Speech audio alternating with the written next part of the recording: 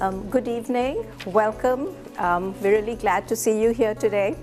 My name is Jayanti Adelman. I'm the Library Director at Monterey County Free Libraries.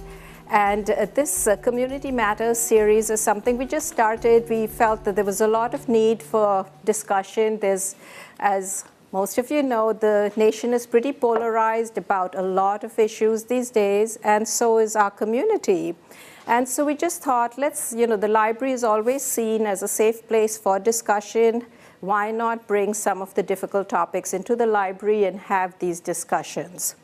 So, having said that, I just want to say we have some very strict ground rules for how we carry these discussions out. It is about civil discourse. So, rule one is civility. We really focus on hearing all opinions. We may not always agree, but we will not be disagreeable. We will stay away from personal attacks. One of the things, especially for this topic, I want to say we can all agree on that though we may not have children, we do all have the right to be concerned about their safety. Though we may not have guns, we may not own guns, we have the right to be concerned about people's freedoms and their right to protect themselves. So just saying that there's going to be no personal attacks, no asking people, do you have children, do you have guns? That's not the issue over here. We will use a question and answer format. I will be addressing the panelists. Not all of the questions will go to all of the panelists. And also, in the interest of time, we'll say, please keep your answers short, 2-3 minutes as far as possible, and we'll just keep moving along. We do want to cover as many topics as possible. And to the audience, please do not shout out your questions or comments, and do not raise your hand in the course of the discussion because we will not call upon you during the discussion. We will have some time at the end of the panel for questions and answers. So if all of you got those little yellow sheets, or if you need a yellow sheet, write your question on it and hand it to one of the staff. We have 4 staff members at the back there, Orchidia, Chris, Sam, and Courtney.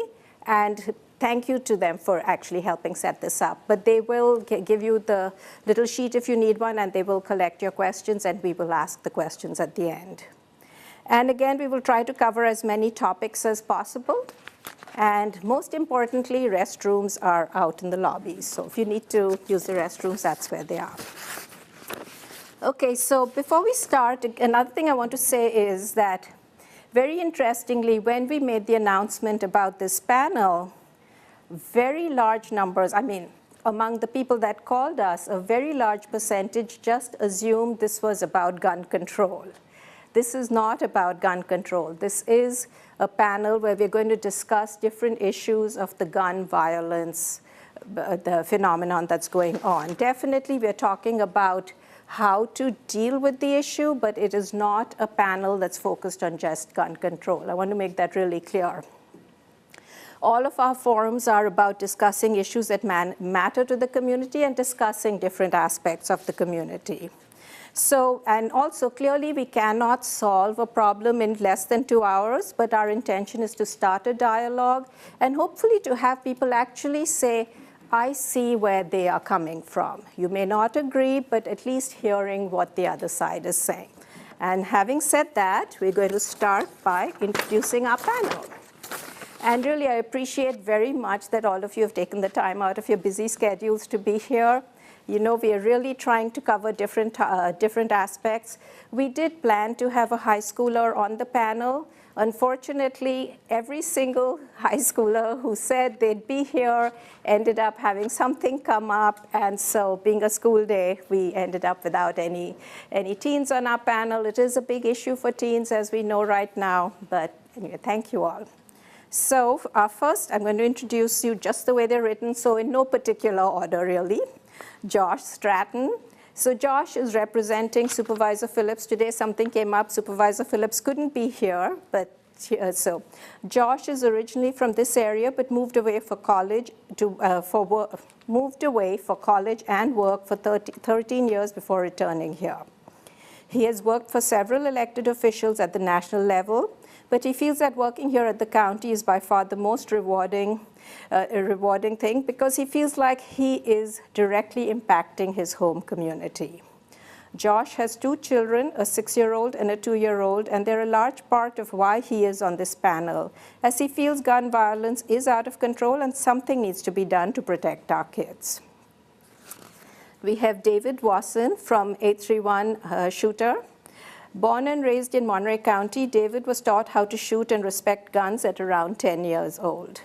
He has always enjoyed them and appreciates the many rights the U.S. Constitution guarantees us, especially the Second Amendment. He bought a shotgun the day he turned 18 and bought a pistol the day he turned 21.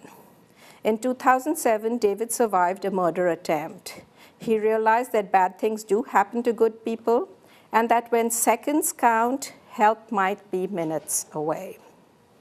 He gained his NRA instructor credentials in 2011 and began instructing in 2012, and he feels that these last 6 years of instructing have been incredibly rewarding. One of the most profound moments of his life was when one of his students let him know that without the training she had received from David, she would have been the victim of home invasion and sexual assault. As David says, it's incredibly profound to know that I made a real difference in her life.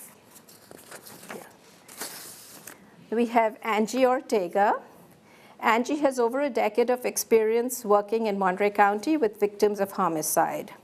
Overcoming her own tragic loss, she found the tools and the courage she needed to take back her life and vowed to help others in similar circumstances, assisting with victim advocacy and victim rights.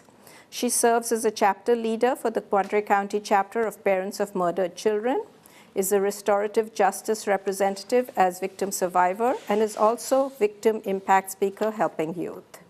In her other life, she is a risk control manager for an insurance broker, training workers in manufacturing and agriculture in accident prevention, OSHA compliance, harassment and discrimination prevention, etc. We have Wendy Askew in the middle there. Wendy Root Askew was elected in 2015 to serve as a District 1 trustee on the Monterey Peninsula Unified School District Board of Education. She works for the County of Monterey as a legislative aide, advising District 4 County Supervisor Jane Parker on health, human services, and public safety issues.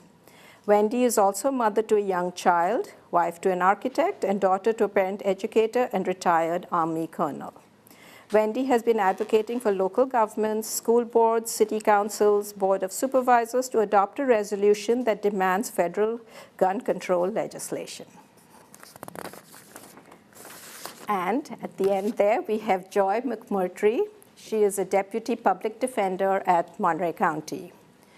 Joy has been an attorney for 23 years and a public defender in Monterey County for 11 and a half years. Through the course of her career, she has been a district attorney, a private attorney, and a public defender. Her interest in gun violence is a result of the nature of her work and the fact that she is an Army veteran.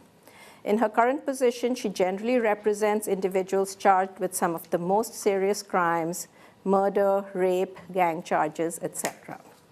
And so we have a great panel here, and I'm going to start with the first question. Just give me a minute. I think one of the concerns that has come up over and over is that the issue of gun violence is a very nuanced issue. And so how can we frame this conversation in a way that doesn't force people into corners, into us versus them? So I'm just going to throw this out to the panel, and in fact, each one of you, is there any one issue you think that we can all agree on in this when we're talking about gun violence? Josh, you want to go first? Yeah, I'll start. Great. I think we can all agree that the basic, the common theme here is we all want safety. It's just sometimes there are different ideologies on how we implement that safety. You know, some feel safer frankly with guns. Some feel safer to have fewer guns. And whether you know how to operate them or control them or shoot them properly, or you're not trained, that's the big thing. We all want what's safe for all our kids and families in our community. It's just a different, how do you implement that? Okay, yeah. That's fine. I would definitely agree, and I think that this idea of safety and what that looks like and what that feels like to different people is different. Okay, is it better? Okay, hold right there. One of the policy issues, and I think that I would hope we could find some elements of agreement on, would be the elimination. This is. Would be the elimination of the Dickey Amendment, which is the restriction on the collection and compiling of data related to violence perpetrated with firearms. Right. Yeah, and I think actually President Trump actually did just sign something saying they can collect, they can do the research right now. So I think that just was a couple of days ago. Well, that's certain research to be done, but there's still existing grant contracts through the CDC that, as far as I understand, are still have those restrictions on them. Okay. And so Monterey County, for instance, has a CDC grant that does not allow for the collection of data in Monterey County specific to gun violence. Okay. So and I think the argument would be that it's important that we have data and information so that we can make decisions based on actual data as opposed to just my feelings or your feelings. Okay. And that'd be one policy area. Okay, so Joy or David? Why don't you go down to her, then we'll go to this table. Well, I also agree that safety is the one thing we can all agree on because we're all coming from different perspectives. So whether you believe that guns are good or bad, we all have to agree that our kids and everybody else has to be safe when we're using them.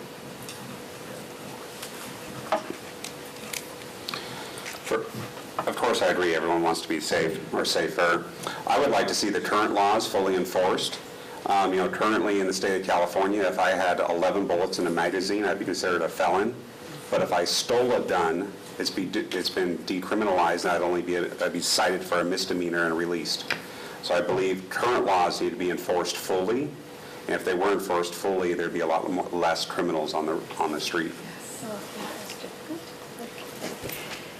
My belief is that when we send our children to school or an outing, that they should be able to attend school and then return home safe.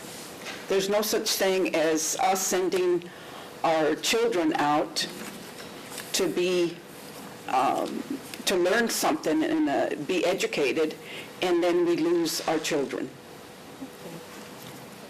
So, I'm actually just going to build off that because of this whole safety issue. And I actually want to say I really find it interesting. I feel like by the end of this evening, I'm going to sort of annoy everyone in the audience and the panel, so bear with me, okay?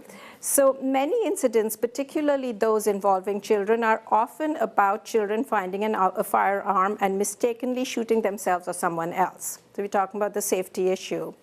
Since guns are so common and so easily accessible these days, what do you think of the idea that just like trigonometry or world history or sex education, gun safety should be taught to all children and all students going to college? This is a question that came to us from the public, so maybe as an educator, you'd like to answer that, David? Why wait to college? Start in elementary school. That's what they did in the 40s and the 50s, and you didn't have any school shootings because kids were educated. I meet a lot of people that in the 50s and 60s, you'd go to high school and kids would have guns in their trucks because they would often go hunting before they came to school, or they were going to go hunting after school. There was no issues. Many schools throughout the country have large ranges in their basements that are no longer being used, and gun safety is no longer being taught. I said waiting for college to teach somebody proper gun safety is far too long. Ultimately, when it comes to children, the one way I look at it is that if we as parents don't teach our children proper gun safety, somebody else will, and that somebody else is usually the television, and that Hollywood sucks when it comes to gun safety. Okay. In my case, I lost a 23-year-old daughter, and the day that I lost her, I was in Arizona, and she asked permission to take the firearm that we had at home for safety. And I explained to her that she needed further training on how to handle a firearm, even though she'd been handling the firearm since she was about 12 years old. And I told her, as soon as I get back from Arizona, we will go through with the proper education so you can handle a firearm, so you're not killed with the firearm, or your young son, who was almost 3 years old. I didn't get the chance to do that. We need guns in our homes for safety purposes, but we also need the training and education so that we ourselves and our families are safe when they handle such firearms. Wendy, since you're with the school district, maybe you can give us your opinion. Yeah, so in regards to teaching children, and what I hear so far is that we need to teach children how to be safe when they're handling a gun, and I think my approach would be slightly different. This idea of teaching parents to ask the question when you send your kid over to people's houses, whether it's my mother's house, my friend's house, that if they have, for me as a mother, to ask them if they have a gun in their home and to make sure that they are keeping that gun locked up, so that the safety that I'm providing to my child is, if you see a gun and you're a 5-year-old, if you see a gun and you're a 10-year-old, there really isn't any reason for you to be handling that gun, and what you need to do is come and let me know, or let the adult in the house know. There are unintended shootings that happen every year, and the fact that there's a gun in a home makes it more likely that someone in that home is going to be injured with that gun. And so the education that I think we need to focus on is how to make sure that if you're going to have a gun in your home, that you have the places to keep that gun safe when you're not using it, and that you have that everyone in your home has been trained on what that means. Every year, 300 children under the age of 17 are shot, or shoot someone that are shot with a gun that they unintentionally come across in their home. And those are all preventable injuries, or preventable situations if we could take responsibility for our gun ownership. Yeah. So actually following up on that, and I'll just ask you, since California actually has laws holding gun owners, and parents responsible if their firearm is used in a homicide or in other violent incidents, and Joy, correct me if I'm wrong. But one other aspect of parental responsibility that needs to be addressed is how we raise our children. And this comes up over and over again. Whenever there's an incident, we talk about, why did the perpetrator do this? What, we go and look at their whole history, who beat them up, who bullied them, all of this thing. So, the question is, why did they use the gun in the first place? Have we, or are we, raising children unable to manage their anger or emotions? And Joy, maybe you can also address the issue of responsibility in terms of the legal sense, parental responsibility. But okay, Josh, I think you have a... Yeah. I want to make one really clear point, and that when you look at gun deaths, 2/3 of gun deaths are due to suicide. So, right. So yes, gun violence perpetrated against another person is problematic, right? And we don't want that to happen, and we need to address that. But gun violence also includes violence perpetrated against yourself, right? So suicide is when you die by a gunshot to yourself, that's still gun violence. And so having a gun available to a youth or to an adult or to anyone who doesn't feel like they have the social and emotional and mental health supports to take care of their own mental health needs, I think that we have to look at it both ways, right? So homicide is one thing, but the bigger risk with gun violence really is suicide. And actually, that's a really good question. We'll come to that part again later. Let's just ask about parental responsibility. And, what do you think about this issue? Well, it kind of touches on, more guns will make us safer. If you train kids better, and there are more guns out there and kids are trained better, then inherently they'll be safer. That's sort of the underlying thought of that question. And I tend to disagree that teachers should be armed. Oh, well, if you have a gun in the school, then the children will be safer at the school. I disagree with that concept. And I think to focus on more training of the kids, sure, that would be helpful. Everybody should be trained if there's a gun around. But your follow-up question kind of touched on what my answer was going to be, which is it's not to focus on educating on the guns. Sure, if you have one, everybody in your life should be trained. But more importantly, if we're going to train kids in school leading up to college or whatever area of time you're talking about, there's so many other things that we can teach the kids than about guns. I mean, there's so many things that they're not getting in school. One thing in talking with the supervisor prior to coming here today, he had a few thoughts, and for those of you who don't know, there's Rancho Cielo, Culinary Academy, the programs that they have out at Rancho Cielo. Supervisor Phillips started that program, and so that's near his heart as a former judge, sentencing people to life in prison for murder. He wanted to reach the kids younger, and that's why he started Rancho Cielo, is to reach these high school kids, young adults, before they go down a different path. And you need to catch these kids earlier and earlier and earlier, so you're going to teach the kids something. I don't think a top priority should be teaching them about guns. I think there are other things in life that we can teach them. Okay. So with regards to the parent's responsibility, there is vicarious liability when your minor child does a crime or does damage or injures somebody. The parents do have vicarious liability for that. I do want to address another issue that was brought up. I forgot your name. I'm sorry, sir. David. David. So David indicated that if you steal a gun, it's a misdemeanor, a slap on the hand, and that's not true. So there are different things about guns that people don't always understand. The California law did change with regards to theft. So if you happen to steal a gun that's under a certain amount, then yes, it's going to be a misdemeanor. If you steal it in a different way, it could still be a felony. If you're a felon and you steal a gun, then you'll have two crimes, because there will be a felon in possession, which is also a crime, and it's a felony. And you could also be for stealing the gun or having an unregistered gun. So there's a lot of different things. So the Prop 47 didn't change everything to make it so that everybody goes free, not at all. The main focus of Prop 47 wasn't so much, and that's the thing that lowered some of the crimes and reduced some of the penalties. The main focus was to get the people who are in prison and who are in custody out when they have done minor things. So that's the one thing. You have to know the whole situation about a gun before you assume you're going to get a slap on the wrist. Okay. So, and actually, I'll follow up, one of the things that comes up regularly is like Mexico has some of the strictest gun control laws in the world, yet they have 5 times the gun violence rate, and this is actual as opposed to just suicide, real, what we'd say, committed towards someone else, so they're about 5 times higher than the U.S. And the U.S. does have many sensible laws in place, but they don't seem to be enforced. So, from a legal point of view, what is the point of enacting more laws, and how would we or could we enforce them? How are they used right now, the laws that are already in place?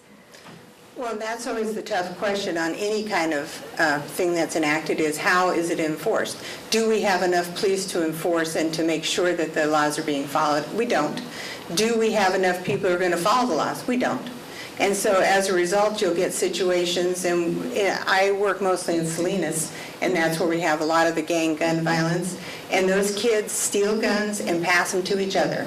Or I don't know where else they get them, but oftentimes they're stolen or they're borrowed, and they pass on and on and on, and you'll have one gun that's used in 10 or 20 crimes.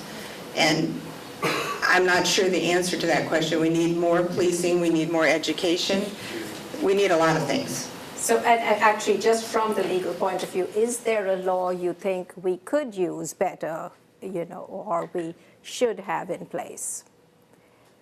I'll have to come back to you on that. Okay. Right now, I don't think so. Okay. Yeah. Okay. Angie? Yeah. The conversation just now opens up to, yes, there's a justice system. During the trial phase of the murder of my daughter, it was clearly put out there that there was a gun that was used to walk into the home. During that phase, this was never brought up. Right now, I'm going through all the paperwork, all the hearings, all the testimony. There was a gun that was used to go into my daughter's home, but nobody ever even tried or even brought up that weapon. So the justice system, when we get into court, needs to make sure that they're addressing it properly, because if we're trying to address it 23, 25 years later, it's a done issue. Okay. Wendy? Yeah. Yeah, so you talk about creating additional laws, and I think one of the biggest points that I want to make tonight, if I can make any point, is that I think we need to look at some of the laws that exist, for instance, the Dickey Amendment, and talk about removing that restriction on being able to research gun violence. So when we have issues like this that happen and we want to find out information locally, we have local grants from the CDC that have restrictions written into them that prevent us locally in Monterey County from being able to look at gun violence numbers, statistics, data. So while we have huge efforts, Rancho Cielo, we've got all of our public safety that in the county and throughout the county, we have huge violence prevention efforts, and Salinas with the Community Alliance for Safety and Peace, and other efforts that are really looking at reducing youth violence, but yet we are prevented from looking at gun violence specifically through those funded grants and those funded staff positions. I think we need to eliminate that. We need to change that. So that's getting rid of a law completely. And interestingly, Dickey himself actually afterwards regretted the way it had ended up, because he was not trying to stop the research. It was more about managing people's rights. So and that's very interesting also, how the system of laws, they go through and they get added on, as riders or just slipped in, and then they don't achieve the goal, and no one's happy in the end. So yeah. Okay, so I'm going to go on to a little bit of the actual issue of the efforts to ban guns, which comes up pretty regularly. So much of the opposition to banning civilian ownership of high-powered, semi-automatic, and rapid-fire type of rifles is because of a concern, and I'm talking of the opposition when people call for banning. So it's because of that it interferes with an individual's ability to hunt and to participate in target shooting tournaments and things like that. Yet President Reagan and even the NRA did not think the AR-15, M16, that AR-15s and M16 military rifles should be owned by civilians. And when the AR-15 was included in the assault weapons ban of 1994, the NRA supported the legislation.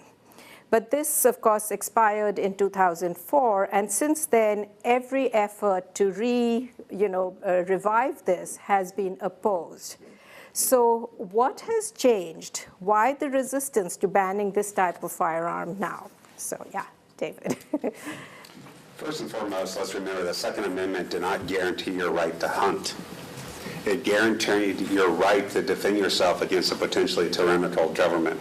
Okay? I'll repeat that. The Second Amendment does not guarantee anybody the right to hunt deer. Okay? As far as the AR-15, it is considered the most popular modern sporting rifle in America. It's also very easy to shoot. Many larger rifles are very difficult for women to shoot because of their weight and their power. The AR-15 is essentially a .22. It's very simple to shoot. I train many women to shoot AR-15s. And again, it's the most popular modern sporting rifle in America because it's very simple to use, it's very modular. So as a follow-up, for those of us in the audience who are not very familiar, what kind of sporting uses is it typically used for? People do hunt with it.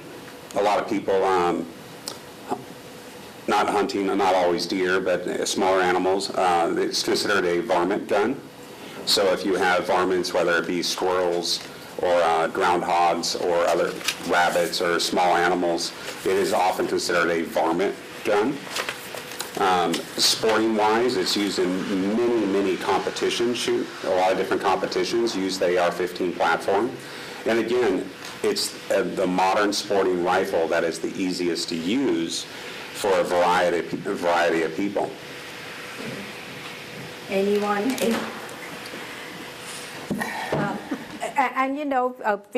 We're just discussing opinions, and you can just state an opinion or something you've heard, and that's also okay. Yeah. Yeah, we said in the beginning, we want to say what's right or wrong. I personally don't understand the need for anyone to have an AR-15. I don't think it's a sport to shoot a varmint with a big gun like that, to be frank. It's a 22. But it's very rapid fire 22. I don't think you can necessarily call it 22. Just because it fires like one, I don't think it's equivalent to a 22. But I'm not a gun guy. I have lots of friends that have lots of guns, lots of it. And I've shot guns. I understand. Hey, if that's your thing, that's fine. But I just don't think that the founding fathers, if you think the government's going to overthrow us, you need to go to overthrow the government, I think you should move. Because I don't think the government is in that dire straits that there's really concern of that, to be candid. So the Second Amendment, to say that it's the right to protect yourself against a tyrannical government, I don't think that applies anymore. If that were to apply,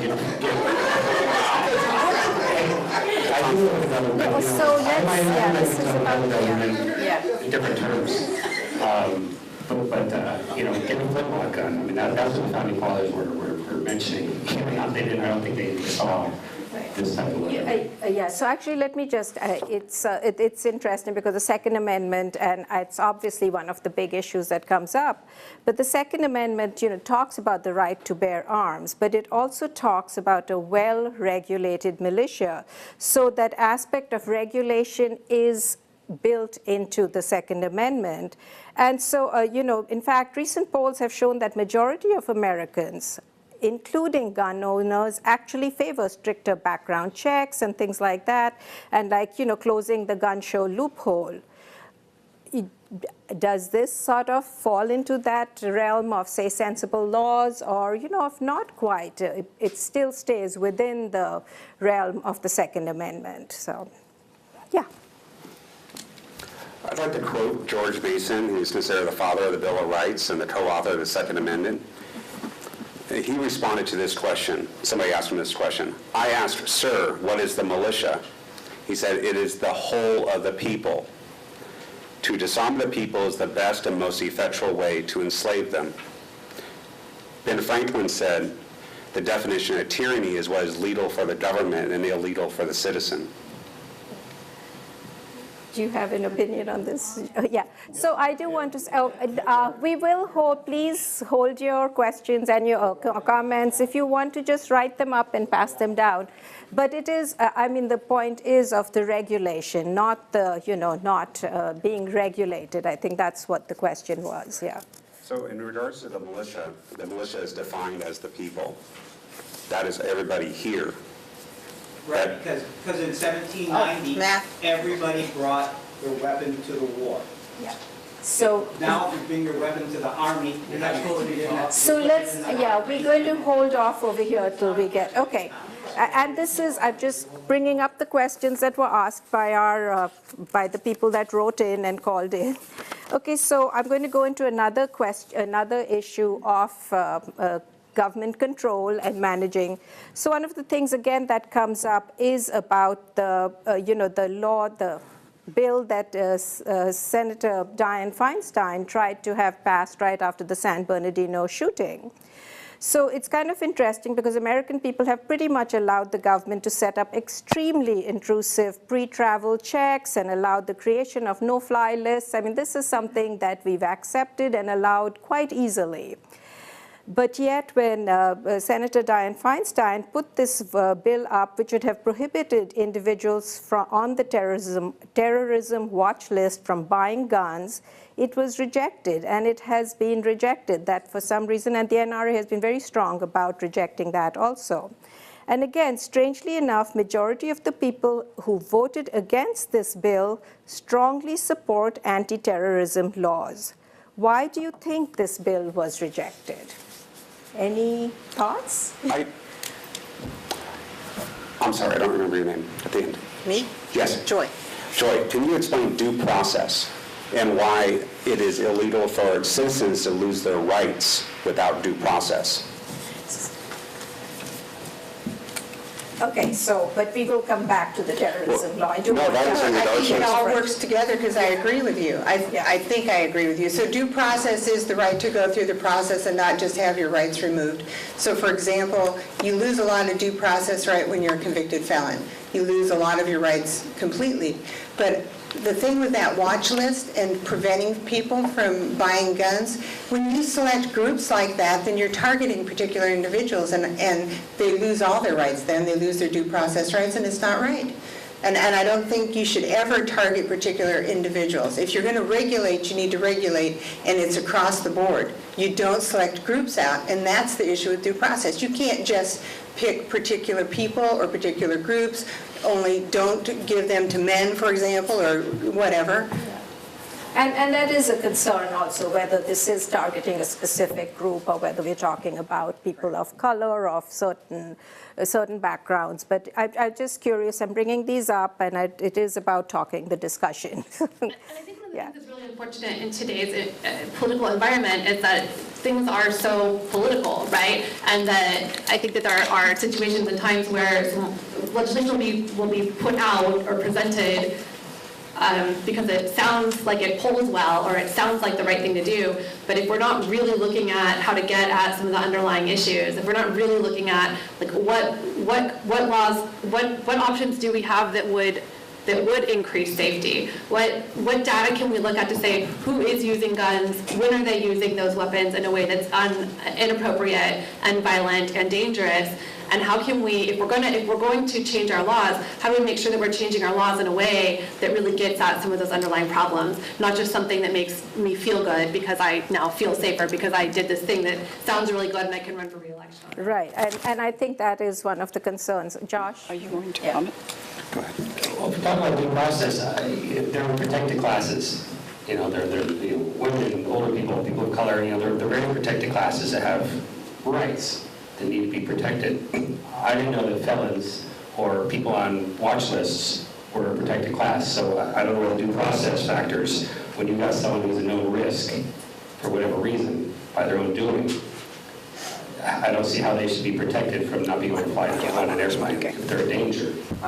Yeah, and themselves in a real special class. So I think it's smart to not have them. Yeah, and I think the question really that came, the way it was coming was, on the one hand, we have no problem saying to people, you can't fly, but then on the other hand, if we try to say you can't have a gun, then, we kind of remember the rules. So that's, yeah, go ahead. In regards to not due process, I think the point is that if you had to fly somewhere tomorrow and you went to the airport, you had your flight tickets, you had everything arranged, you'd have to the counter and it said, sorry, you're on a no-fly list. Now you go home and you say, well, I'm trying to figure that out, I'm going to go buy a gun tomorrow. So you go to buy a gun. Sorry, we can't sell you a gun. Your rights have been violated and you had no due process. It's not a question of, you said, well, if they're on the list, it's because of what they've done. What if somebody else that has your identical name halfway across the country, identical name, same date of birth? That's not inconceivable. And yet you end up on that watch list and your rights are violated and you had no due process. How would you feel about it then? You're nodding. Do you want to make a comment, Joy? and you work with a lot of people who have, in a way, lost their rights or, their ability to do something. So. Exactly, and I think that's the exact point. Why should specific groups, or what if you are targeted incorrectly, or what if you are pinpointed wrongly and put on a list, and you didn't do anything wrong? How is that fair? No one went through the process with you to determine whether or not you should be on the list. And I guess that's a different subject. If you are a terrorist, or if you're known, or you've done a particular act, then maybe that's different, and then you've got to prove that you were or weren't that person. But just slamming people on the list, people with the same name, same date of birth, and you go to the airport, you can't, it's not right. And that's where it all comes to play, in my opinion. And is there an answer to that? Any suggestions on what we could do as, all of us in this room who have concerns about it? And I think that's one of the dangers right now. Everyone is afraid, or there are particular people who are targeting different things, and I don't know what the answer is. Yeah, and I know that people do get afraid to speak up because they feel like they will be targeted, and it doesn't matter by whom. It's not necessarily the government. It could be you're on some list and some other group that doesn't agree with you will target you, so that is a concern. Josh? That's a very specific example, and yes, that would be a very unfortunate situation if that would happen. I think the odds of that are extremely rare. Maybe it does happen. Let's do the flip side of this. You got that knucklehead in Florida that I think we all agree shouldn't have had a gun. He was not a representation of a gun owner. He's not a representation of a gun owner. He's just a bad person. But he was alerted law enforcement of him, and it wasn't enough to bring him in, to take his guns. So I think that's the opposite example of maybe not taking it far enough. You have extreme cases. I personally would err on the side of restricting potentially dangerous people. About the being careful. Yeah, which actually I thought, Angie, you were looking like you were trying to say something. Okay, okay, good. Let's talk about Parkland real quick. We're talking about Parkland. The big question is, who failed at Parkland? Why did it happen? Number one, I would say local law enforcement failed. Okay, the SRO failed. That's the school resource officer. But many people don't know about there was an Obama policy called School Not Prisons, and they were set to, instead of citing kids with crimes that were occurred in the schools, like this particular kid had brought bullets to school. He shouldn't have cited for that. He had brought a knife to school. He shouldn't have cited for that. Instead of citing them, they counseled these kids. So instead of following the laws and enforcing the laws, they counseled them. So when he turned 18, he went to buy a gun. He did not have a criminal record. If they had enforced the laws that were on the books, he would have had a criminal record. He would have been unable to buy the gun. Who else failed here? The FBI failed. Overall, if you look at everyone that failed in Parkland, it was every level of government failed. Yet most people's solution is to restrict the rights of people like myself that have never committed a crime and give government more power. So how does that make sense? So actually, I'm just going to ask. So you talked about if they could, they didn't check the background. He never should have been able to buy that gun because he should have been cited for the crimes he committed. But what if he had gone to a gun show where there is no checking going on? He could still have bought a gun at that point. Who was it, CNN or somebody else recently tried to do an expose. They went to gun shows across the country trying to buy a gun without a background check, and they were unable to. So the expose never hit the air. Yeah. Oh, okay. Because, and Everyone some of these... talk about gun show loophole, but it's not true, and I don't know. Yeah, but this is sort of interesting, and this is really, I think, an education for all of us, but I think we also see those videos where people go in and buy a gun and just walk out, so it's just sort of a curious. Possible. I mean, children buy liquor from liquor stores. Right. And it's a question of, enforcing laws, or really knowing what laws are in which state also. Right, and we can enforce laws, we can have strict gun control, but what happens when we're restricting these folks from buying a firearm, and then there's the black market? How do we control that? Wendy? Yeah, I have to respond to the issues of. No. I just want to again really make the point.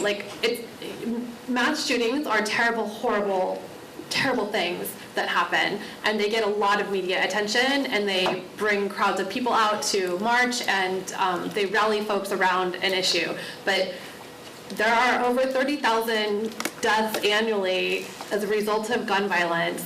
There are over 80,000 injuries as a result of gun violence.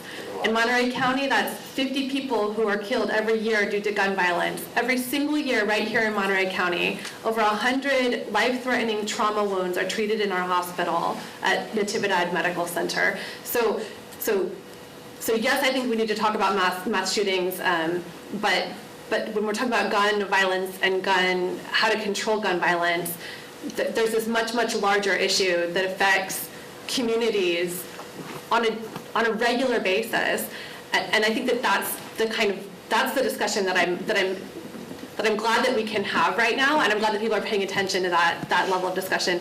In regards to the diversion programs that they had at Parkland, I'm not familiar with what exactly those diversion programs were, but I am familiar with the idea of a diversion program and the idea of keeping children out of the criminal justice system as they're navigating their way through what can oftentimes be, 14 to 18 years old, going through high school. kids make mistakes sometimes, and putting them right directly into the criminal justice system doesn't do that child any favors for their ability to succeed in life. And so I think that there's got to be some balance, and like, yes, kids need to be held accountable. Right here in Marina, we have an incredibly successful diversion program that if a child is caught breaking the law, they work with the police, they put a care team together, they work with that child, they work with that child's family, through a legal process, but the ultimate outcome being to keep those children out of our criminal justice system so that we don't have to refer them into probation and have them start their life with a record. And that those diversion programs are incredibly successful. The number of children who we don't push into push into the criminal justice system who are able to then go on and be successful. So this idea that, like, okay, so we're going to, that the solution would be let's push any child who makes a mistake into the criminal justice system so that they can have the record so that they can't get the gun. Like, some of these trains, they make sense on a certain level, but like, you've got to look at the bigger picture. And if the bigger picture is that we don't have the gun control that we need in order to protect the community, protect the 50 children, the 50 people in Monterey County, half of whom are under the age of 24, who are killed every year, like, those are the things that we need to be figuring out. How we map that process forward, I don't know exactly what the answers are, but I do know that it would be a lot easier to figure out what those answers are if we were able to research gun violence in Monterey County using the federal grants that we have. And in fact, that is interesting, because when you talk of criminal justice, I mean, the U.S. has the highest per capita guns available, there's no doubt. I mean, we're about something like 88, somewhere between 88 and 90 guns per 100 people. And it's a really high number. We're also but incarcerating more right. young men of color than any other country anywhere. Well, and I actually want to say, but added to that is, like, Norway, among the developed countries, is probably next. Norway, Switzerland, they're all, very close behind. Well, not very close, but they are next in position in terms of gun ownership. But Norway has an extremely liberal, what should I say, penal system, or at least the way they incarcerate people, and it's very open, and they have a very low recidivism rate. Now, you surely see a lot of people, especially younger people. What do you think? What is the impact? And just give us your personal opinion. It doesn't have to be the party line. What do you think this in terms of incarcerating or how we penalize kids? Well, I think I've worked with juveniles for a number of years, and now I work only with adults, but there was some kind of hope with a juvenile more than with an adult, and we used diversion programs, and kids who did a first offense at school or maybe in the public would get a chance. They'd get some counseling, they'd have a team working with them, get a chance so they don't come in the criminal justice system. And I agree, if we can prevent them at that age from coming in later, then I think that's a huge. But it doesn't always work. It didn't work with that one kid that didn't get and he got his gun and started shooting people, right? But sometimes it does work. And I think we have to go with the hope that it will work, and that the criminal justice system there is to help as well as to penalize. I don't think incarcerating everybody is the idea. It's a bad idea. Then you get kids and young adults who are then institutionalized. And so all they know is they come out of jail and they immediately go and do another crime and are right back in again. I can't tell you how many repeat offenders I've represented. You walk into the courtroom and there he is again. It's just sad. Yeah, and I think that is one of the things that does come up over and over. The recidivism rate is very high when they're actually incarcerated. And my personal opinion is, if you slam them hard the first time, then they'll learn a lesson. And that's just my opinion. But no, we give them tons of chances after they're in the system, and then they're stuck. So if for example, for a DUI, there's like 2 days to 10 days is the minimum. What if you give them 180 days right off the bat, the first DUI? Maybe they won't drink again because they've lost everything then. Because you can't sit in jail and keep your house and your car. So maybe that would stop people from doing stuff like that. So it's my personal opinion. Obviously, no one else believes that. But if you slam them at the beginning, then I think that maybe we'd have an impact. Tough Well, love. that sounds a little scary, though, if you lose your house and everything. Sure. for a- But you do. Yeah, no, yeah, go ahead, John. Oh, okay, yeah. If I could, let's talk about gun control, because everybody wants gun control. So if we, it's kind of like, well, if only we could have this experiment of an incredible amount of gun control. That's what all politicians seem to want. But we've already had that experiment. It's called Chicago, who since the 1970s have averaged over 600 murders per year. During the Iraq War, Chicago had more murders than Baghdad, okay? And this is the gun control advocates' dream city. There's more gun control there than anywhere else. Real quick, let's talk about gun control in England. In 1996, there was a massacre in England, the Dunblane. There was a mass gun confiscation afterwards, and they did a really good job of confiscating all the guns. It's almost impossible to get a gun in England. If you look at the EU crime statistics, the most violent crime in the EU occurs, the highest rate of violent crime occurs in England. Currently, just recently, it was announced that London's murder rate and overall crime rate has now exceeded New York City. The London mayor is currently having a program, they're confiscating knives. My question is, what is next? When then all the knives are confiscated, are they going to confiscate bats? Because, evil has always existed and evil will always exist. When you take guns away from everyone who legally owns them, the only people left with them are the criminals. And they're willing to use them against people they know are now disarmed. And I think one of the questions also, which is sort of related, goes back to the, what should I say, the assault. I know that that's not the right word to use, assault rifles, but the ones with the rapid fire kind of things, which Modern sporting rifle. Modern sporting rifle, thank you. But when those are involved in some kind of a shooting, it's a whole different thing when you have a knife or a single, a slow firing gun. And so the impact is so much different. And I'm sorry, were you going to make a comment? We can come back to this, Josh. Yeah, go ahead. I just think, we're kind of going down where we said of, who's for guns and against guns. I think we need to define gun control.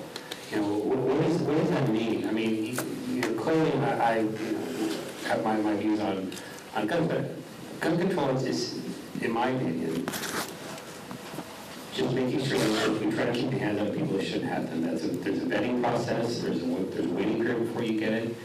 If you want to go hunt your varmint, then you can wait 5 days to get your varmint killer. And if you've been vetted 10 days, fine. I don't think that would be a problem. Personally, there are those who think that that's encroaching on their rights, and that's their opinion. So I think we need to find what gun control is. Is it taking everybody's guns away from them? Not necessarily. There are those that think that, but I don't think that's possible. So I think we should kind of come to I think that's a good point, that, and we keep talking about sensible, because there is a balance. And, we talk about liberals and conservatives, and, that conversation comes up a lot. And in fact, it's kind of interesting. So at this time, when all these issues about Facebook have been coming up about this, all our privacy, our data being stolen or used without our permission. And so one of the things also that comes up in the process of gun control is this background checks, micro-stamping of guns, and, really creating that database. And so the question is, when we talk about, we are so concerned about privacy and maintaining our privacy, guarding our privacy, but what if we can, create this government database? Are we infringing on people's rights? Is it sort of a form of government surveillance if we create a database where every gun owner has to be registered or every gun has to be registered? What do you think? I know this is going to go like a ton of bricks, but, if you register your car, you register things, I don't want Big Brother, nobody wants Big Brother. We don't want cameras on every corner surveilling, I don't think many people want that. However, I think we can all agree that there are bad people out there. Let's not blame the guns, let's blame the bad people. Let's just agree that there are bad people out there. Then how do you protect non-bad people from the bad people? If you register a deadly weapon that they have, just like your car and like a lot of things, I think that's a fair thing to do. Okay. Angie, were you going to say something? No, I agree with that. Okay, all right. Yeah. You know, when I'm talking about gun control, the things that I'm asking for would be background checks, would be making sure that That's already law. right. So making sure that we're enforcing those background checks. Maybe looking at the background checks that we have and This one looks good. I'm not sure. It's not working for me. Thank you. So looking at our background checks, making sure that we're checking for both the purchase of firearms and the purchase of ammunition. I would be talking about, do we really need to have high capacity magazines? I just don't see that being something that we need to have out there. Looking at waiting periods, looking at mandated trainings, and looking at requirements for locking things up, which I think are a lot of the rules that California has already in place. And then in response to Chicago, it's like saying you all don't smoke, but I smoke, so it shouldn't be a problem for anyone else around me. And I think we've had that argument, and that's clear. Yeah, and we are just sharing opinions at this point. So, yeah. So actually, and it's kind of interesting. We talked about the Sandy Hook and Florida, all of these things. And when these come up, we then are sort of, motivated to start these discussions again. And you talked about all of the level of violence in our community. Monterey County has one of the highest youth homicide rates. So in effect, we are having a Sandy Hook every year. We are having a Parkland every year in the county. But it's not necessarily with these assault type rifles. It's just happening one at a time. So modern sporting, as I said, type, I was to remember, yeah. Yeah. And so, the point though is, we are losing youth. I mean, there's no question. In our county, we are losing youth, and we are losing youth to guns. That's a bit. So the question for this group is, are we doing enough locally to protect our youth? And, what can we do to reassure parents that are concerned about their children? It's like one of the comments that was made to me was, we are losing youth and making parents weep every day in our county. So, what are we doing and what could we be doing? So there again, it starts at home. There's a lot of youth programs right now. I'm actually involved in a couple of them, and we're talking to the youth, and we're talking to them at youth centers, juvenile hall, and it's a soft approach. I agree with Joy. From the get-go, when something happens, we need to address that with these young folks, because they graduate slowly into a homicide or a murder.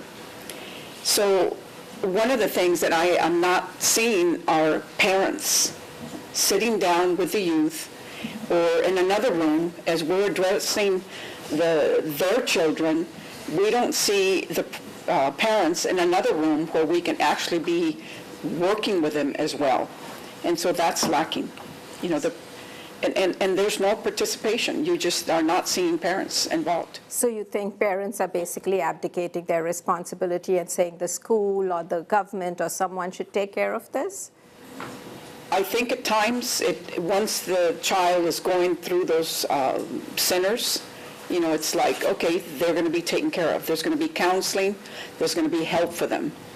But we have troubled youth that eventually get into prison. And then, yes, the parents are weeping. There's a lot of weeping going on, especially in the Salinas area. But we're turning completely to the other side and not seeing that, the parents, it starts at home. This parenting program starts at home. Okay. I'm actually going to ask Joy, because you see a lot of people who are in the system, and you probably see both sides, the perpetrators and the victims. So what, in your opinion, is what's happening in the family or the community structure? What responsibility do we have? What is the actual response? What are you seeing? Well, and of course, my perspective is pretty narrow because I just deal with the defendants. But what I often see, especially with the young offenders, like you indicated, the parents aren't involved. The kids start getting in trouble, then we build these teams, but the missing point is the parent. They don't come to the meetings. They're not at home with the kid when the kid needs. And I know that it's hard. A lot of us have two working parents, but you have to figure it out. And I agree. If you start in the beginning with all of this stuff, You train them whatever way you need to with guns. You train them on how to act in public. You train them not to bring stuff to school. If you can start there and enforce it, have those family dinners. Have a discourse with your family. And if the kid knows they're involved, then they will learn from you, and maybe they won't do that stuff, and they won't build up and become a criminal. I know that eventually people are going to do it. Some people will, no matter what. But you have to try. Yeah. Okay. Yeah. Josh, do you have a... Yeah, very similar response. I mean, I think there are gun issues on a macro level in the country. If you want to focus locally, I think the guns are not the main issue here locally. Yes, guns seem to be the catalyst, but really in Salinas and Monterey County, a lot of the problems are socioeconomic. You got two parents working, and they're not the other things that have been discussed. So in Monterey County specifically, I don't think taking guns away or more gun rights, gun control is necessarily going to impact the problems that we have here with guns in Monterey County. It's some of these programs, what they call diversion programs. Rancho Cielo, for one, I think is very important to catch these kids, these young adults, before they go to prison, instead of going to prison oftentimes. But then it's the money should be going towards, just instead of training for money to go towards gun training programs, for example, for the first question. A pot of money should go to after school programs, sport programs, things like that. That's what's going to prevent murders in Monterey County. And and actually related to that also is probably the issue of what you call mental health issues, that, some of the people do come with mental health issues, and so some kind of prevention possibly, and I know that was raised also. Is that, you want to say something about that? So I think gun violence is an issue in Monterey County, in a county that has the highest youth homicide rate in the state. Gun violence is real, and it affects not just those children who are murdered. It affects not just those children who are injured. It creates a situation where you have trauma that extends far beyond those individual families. So it's traumatic for the children who are also in school, the families who are related to and connected to, and that kind of community trauma permeates everything else around us. It comes into our schools, where we now have schools that all of our care has to be trauma informed, all of our teaching has to be trauma informed, because we have children who are showing up with traumatic backgrounds because of just what's happening around them in the community. So I would argue that this really does affect our community in a very serious way, and I would also say that the actions for us to take locally are to continue to look at some of the ways that we can reduce the number of guns that are available to individuals who are using those guns in ways that are illegal and inappropriate, or making those guns available to others who will be using them in those ways. And if that means, you're talking about a database, if that means, creating some sort of system, all of the things that we've been talking about, right? But it needs to not just be in California, it needs to be on a national level, because our borders are porous, and, I drive to Las Vegas, and you just, it's not like we live in bubbles of individual states. Right. So there really are national laws that we need to be consistent across all of our states, that make sure that those who legally have a gun are keeping it locked up, that they're trained to use it appropriately, and that those guns are not getting into the hands of others who are going to use it in a way that's violent. Yeah. I'd be kind of running short on time. I want to cover some of the topics that people have sent to us. And one of which was, whenever there's an incident of mass violence or terrorism or any kind of violent death, we seem to spend so much time discussing it in the media that there is a sense that somehow the media is complicit in creating a culture of violence and instigating copycats. So I come to you. Let's talk about the media. Who remembers the Boston bomber? I don't want to use his name, and I hope no one else remembers his name. When you look at other school shooters, personally, I blame Rolling Stones magazine. What did they do with the Boston bomber? They didn't put him on the cover wearing his prison orange jumpsuit, looking dirty and disheveled. They gave him hair, makeup, wardrobe. They put him on the cover of Rolling Stones. They made him look like Jim Morrison. He looked like a rock star. How many kids out there in this country looked at that, the Boston bomber, a mass murderer, and said, I want to be on the cover of Rolling Stones? So I believe the media is partially to blame. You know, look at the NFL real quickly. They used to have a problem with people running onto the field, where they were streaking or just running onto the field. They wanted to get on television. What did the NFL do? They quit broadcasting it, and guess what? People quit running on the fields.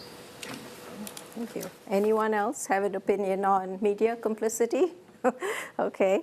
There's one more issue was about the victims. When, students were planning the walkout from their classes a few weeks ago, it was the walkout, and suddenly it came, a new movement started, which was walk up, not walk out, and which was about that, suggesting that students who ignored or bullied other students could have prevented these problems.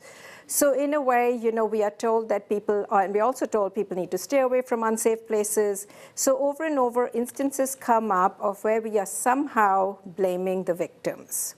So do you think this is a problem, growing problem in our culture, where we tend to blame the victims for what happens to them? We say, well, you ignored this guy, that's why he shot you. You did this to this girl, that's why she, whatever.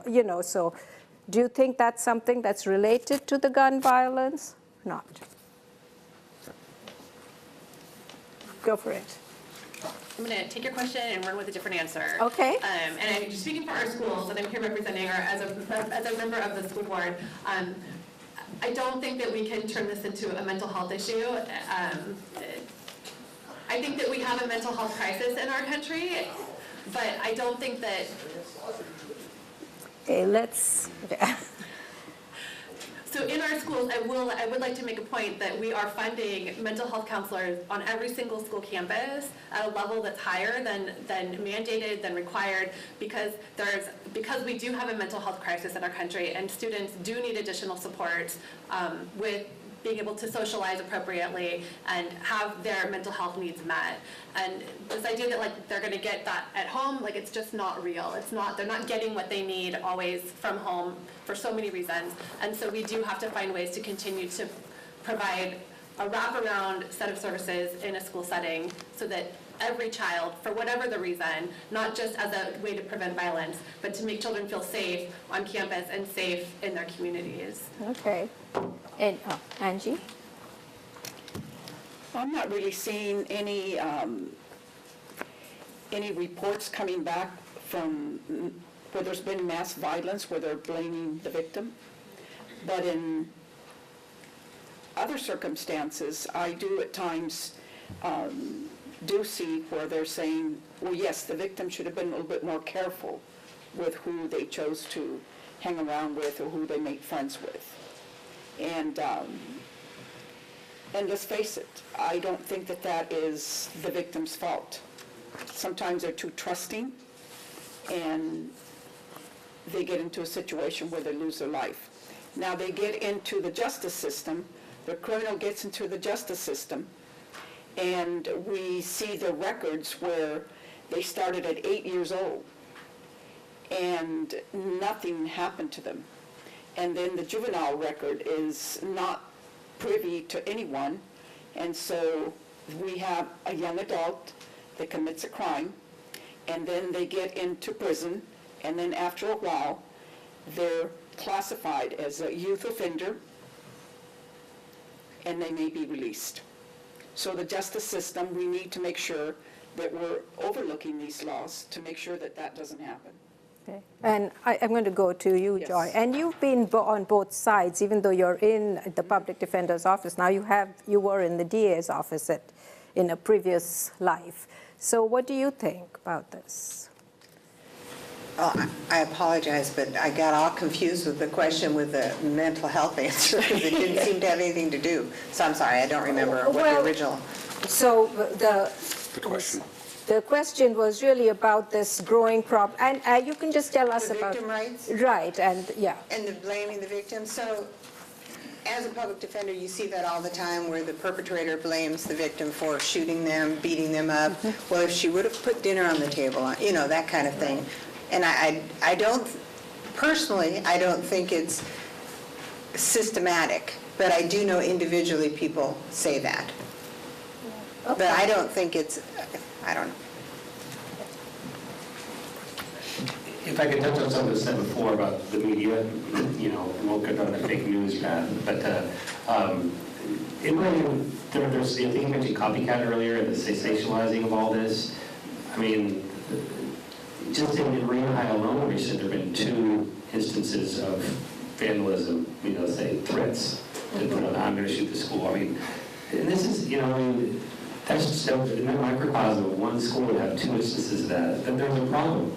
The kids, I don't know if you play video games, I don't know if you blame, who are playing for this and how to necessarily help it. But there seems to be some sensationalizing of this, that kids want attention, and we need to find better ways to give them attention, better ways for them to feel supported and give them other things to do. And I think I mentioned, we mentioned other programs that they can do to not find attention that way.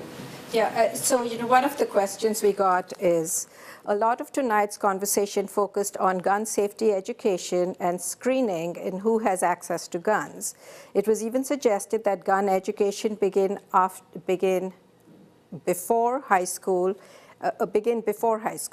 However, recently Dennis Alexander, who was by all accounts well-trained in gun safety, shot his gun in a school. How can these situations be prevented? Who failed in this case? And so this is a question for. He failed. So you think it was just his? That's one person. Okay. One person failed. Okay. And I don't know his background. I don't know his training background. I don't know how many hours it took him to get I was told that he was a reserve officer of Sand City PD. One person told me that he only had 8 hours of training, which is completely insufficient to be considered a reserve officer, but I don't know. Yeah, no, and I think But it's again, more, that's one person. it's about the more general kind of a question that this, and from what I've read, that he had been an officer of good standing for a long time. So the issue of gun safety in a classroom, teaching at, what level, what do we expect, just what do we think? He shouldn't have gun in the school in the first place. He broke the law of taking. He supposedly had a permit, and that's why he's, Permit's not valid on school grounds. No, I actually think they said that it was okay for him to have it because he was a police officer. So. Yeah, so he's getting sued by a kid, but nothing happened to him. He quit. But if the gun shouldn't go to the school. I mean, I touched on this earlier. The gun should not go to the school. More guns is not the solution to health. The accident wouldn't happen. Okay, yeah. Can I talk about school safety? Okay. Real quick about school safety, I got a question for everybody. When was the last time you heard about a kid dying in a school fire? The reality is it's been over 100 years. And now, in the 1800s and early 1900s, kids died in school fires. If you look up, there was times where school fires would take the lives of hundreds of children. What changed? Education. Technology changed, but primarily is education. All of us went through school, and all of us, I remember from kindergarten, doing fire drills. It's education that counts. Now, I don't know if anyone else on this panel is actually a certified active shooter instructor. I am, okay? The one thing that, as far as schools locally, I don't know if anyone else knows this, the cities of Marina and Seaside just cut their funding for the school resource officers that they had. The city of Marina had one school resource officer that was covering 5 or 6 different schools. Now, it's almost impossible for one person to cover 5 schools in a small city like this, but now the city of Marina has cut their funding. And the Seaside has cut the funding for the school resource officer also. So that's something that is local and needs to be addressed. So it is interesting, though, it comes up over and over that it's very hard for one police officer to respond, especially if someone's got sporting rifle? Any gun. Okay. Any knife. And if it's but if it's happening fast, it's hard for them to come in. I mean, and you made that comment about when there's seconds you need to respond in seconds. Like the police, the resource officer is not going to be that person who can help you once it's already happened. So I think that's sort of the question is, people are concerned about safety, there's no doubt, but how do we find that balance? What is the place? Is it in school? Is it at home? Is it in controlling the way the guns are available, accessible? I think that's the conversation we're really having. Yeah. My response, safety again. So emergency preparedness plans. If there's an active shooter in the schoolroom or the school grounds, the kids should be trained on what to do, just escaping a fire, and how to evacuate a building. They should be trained on what to do. Otherwise, they're just going to be sitting ducks, and teachers and everyone. Right, and I think, Wendy, maybe you can address the issue of the active shooter trainings and like Alice, some of those things that are going on in our schools right now is part of the sense of safety that parents really need. So I think this comes back to, for me, this issue of what do we do that makes us feel safe versus what are the real risks that we experience in our life on a day-to-day basis.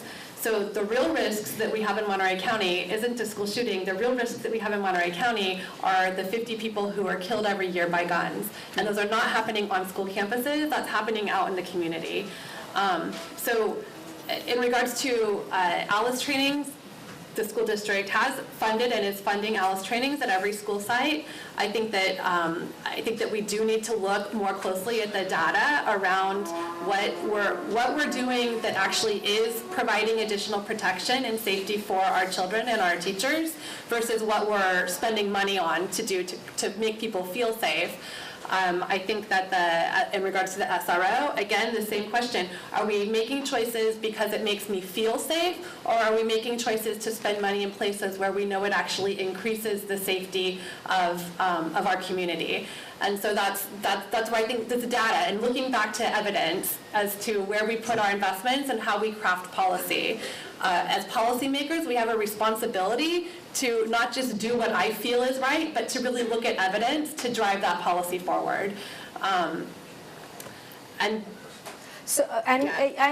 You bring up the issue of policymakers because that is sometimes a concern that people feel a lot of laws are made to see just sort of show some immediate action, and we aren't really thinking about the long term. I mean, and not about 2 years or 3 years, but really our children, giving them a chance to grow up in a safe place, and whatever the safety and how we define safety. Again, I'm not saying that we are saying don't have guns or have guns, take away all guns, whatever it is. It's about some kind of a safe environment. You want the children to grow up.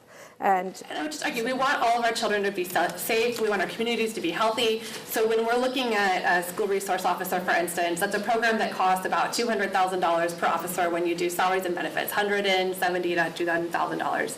For that same amount of money, where we don't really have evidence, we don't have data that tells us this is effective for the following reasons and has the following outcomes.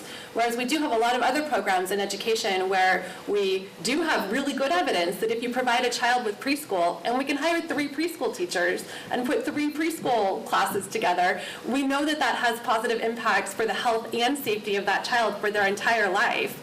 We know that when we hire a mental health counselor to have them on campus to provide for the social and emotional needs of our kids, which we can hire 2+ for the same cost of having 1 officer who covers 5 campuses, we know that there are positive outcomes on the lives of the children and teachers who are touched by that mental health counselor who's present on campus on a daily basis. So I just want to make the point that there are always trade-offs in all of the decisions that we're making. We have limited resources. In some maybe perfect world, we have a school nurse and a SRO and a mental health counselor and full parent involvement and moms that are all staying home to be there when their kid gets home from school. That's just not the reality that we live in. And so we're left to make these trade-offs. We're left to make these choices. And I just think it's really important that the choices that we're making, that we're not just doing them because it makes me feel good or it makes you feel good, but that it really does have evidence to support that it increases the health and safety of our community.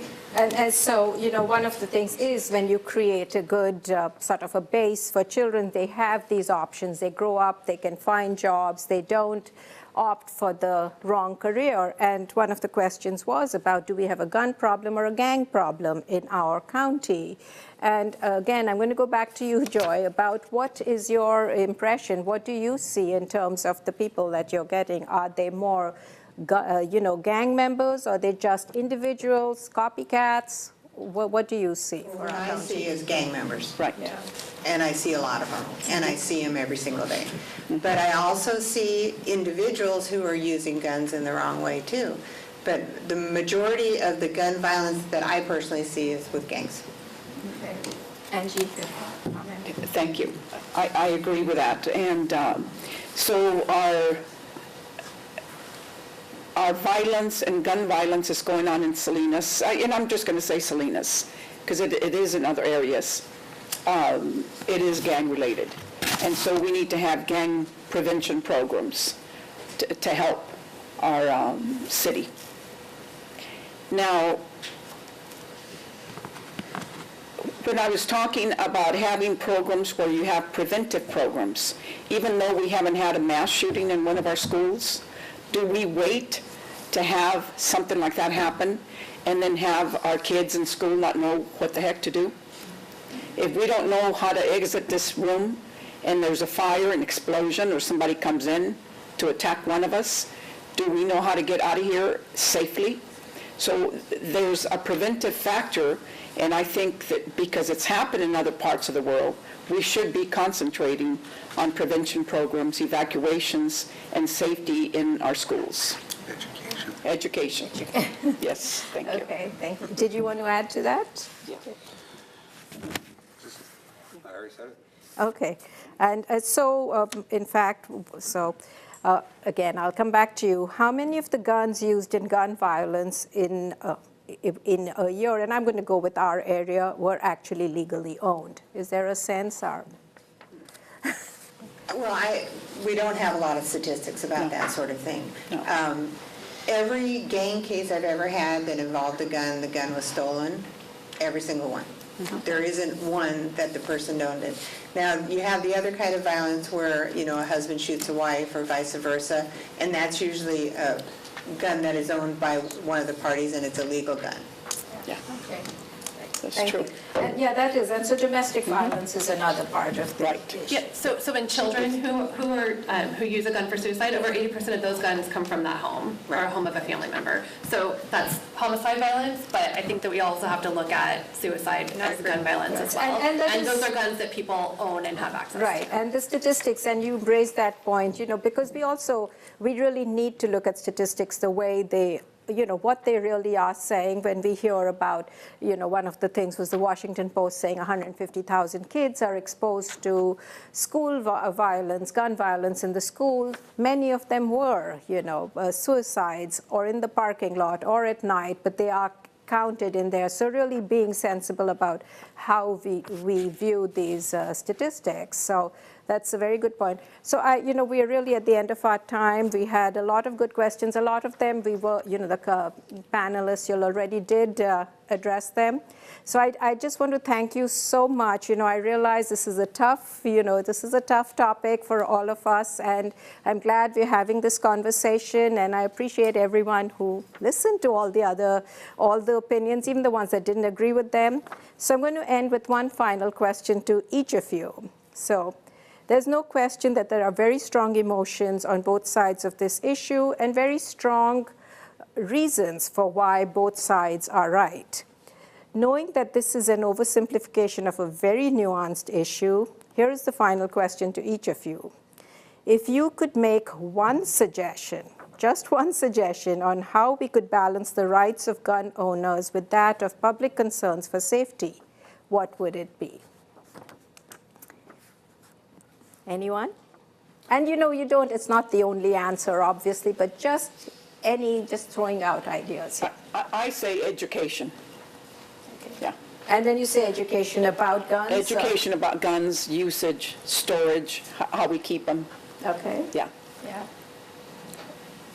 Education, training, and enforce the current laws. Okay. Yeah, I think, I go back to, I think we need to have good data so we can make good decisions. And that's not really about balancing, but without that data, it's really hard, I think, to say how we can move forward in a way that And again, I very much would also recognize, like, no one here has said take all the guns away. So there's ways to move forward that I think we. He wants me to have a flintlock. No, let's not, yeah. As I said, no personal comments, no pointing at anyone, not allowed. It's a semi-automatic rifle, it's not a sporty Marvin kidder. It's called what it is. It's liquid sunshine, no, it's alcohol, so it's called what it is. I think early childhood education is an empirical issue that would help. The gun issue, the violence issue, the gang issues, all kinds of issues. And I think Wendy, I really like what you said about we have to do what actually works, not just what makes us feel good. You know, for some of us, it's, you know, fewer guns makes us feel good. It's less scary because there's less bad things out there. For others, hey, we need more to feel safe. And so what we need to do, all of us, is be objective about what really thinks. It's not taking rights, giving rights. We need to think objectively what is important. To go back to the first thing we all said, which is, why are we here? It's about being safe. And I think there is a middle ground. We just need to be objective and be objective and help kids at a young age feel important, feel good, feel smart, feel safe, and a lot of these issues won't happen. Joy? Well, I agree that we need to have education as early as possible, but I also agree that these laws have to be enforced. And so if we could figure out a way to disarm the gang, that would be huge. I'm not sure how we do it. We have a gang task force that is trying to infiltrate, but we see the result of that. So I agree, training and enforcing the laws. Can I add on to what she said? Okay.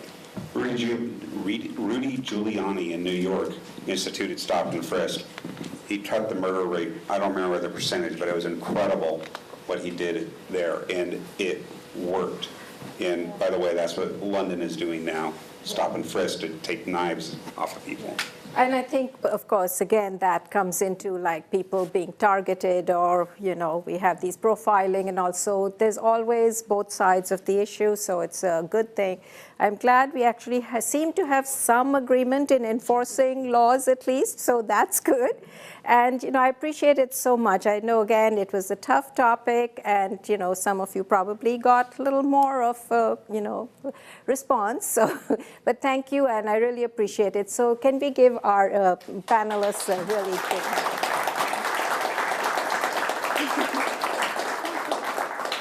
And, you know, if any of you are available, I know that many of the audience have specific questions. They'd love to talk to you. And again, I remind everyone, please keep it civil. And, you know, if you also have the time, help us put the chairs away. Our staff are really good about this. So thank you so much.